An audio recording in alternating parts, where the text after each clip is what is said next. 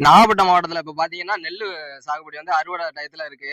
ஆனா பாத்தீங்கன்னா கடும் பனி பெஞ்சு இந்த நெல்லு வலசு பாதிக்கப்பட்டிருக்கு. பாருங்க அப்படியே வலசு கருப்பு கருப்பா போயிட்டு கதிரே இல்ல சுத்தமா. கதிர் இருந்தாலும் அதுல வந்து மணி பிடிக்காம ரொம்ப மோசமா இருக்கு. இதை வந்து சென்டர்ல வந்து எடுப்பாங்களா அப்படிங்கிற ஏக்கத்துல இருக்கோம், பெரிய ஏக்கத்துல இருக்கோம். ஏக்கருக்கு வந்து 25,000 இருந்து 30,000 வரைக்கும் செலவு பண்ணியிருக்கோம். செலவு பண்ணியும் எந்த பலனும் இல்லை.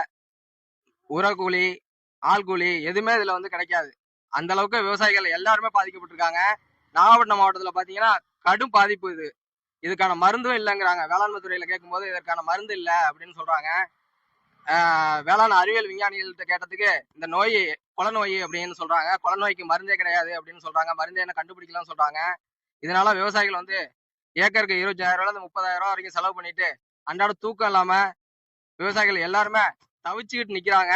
இதுக்கு வந்து தமிழக அரசு உடனடியா ஏதாவது ஒரு நிவாரணம் அறிவிச்சாங்கன்னா நல்லா இருக்கும். ஏக்கருக்கு ஒரு 15,000 செலவு பண்ண காசுல இருந்து பாதி காசாவது கொடுத்தாங்கன்னா நல்லா இருக்கும்.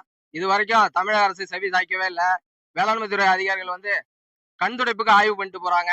ஆனா நிவாரணம் எதுவுமே ஒரு 1000 ரூபாய் கூட இது வரைக்கும் நிவாரணம் போடல. நெல்லு வந்து அவ்வளவு பாதிக்கப்பட்டிருக்கு. நேர்ல வந்து வயலை பார்த்தாதான் பாதிப்பு எப்படி இருக்கு அப்படிங்கிறது அவங்களுக்கு தெரியும்.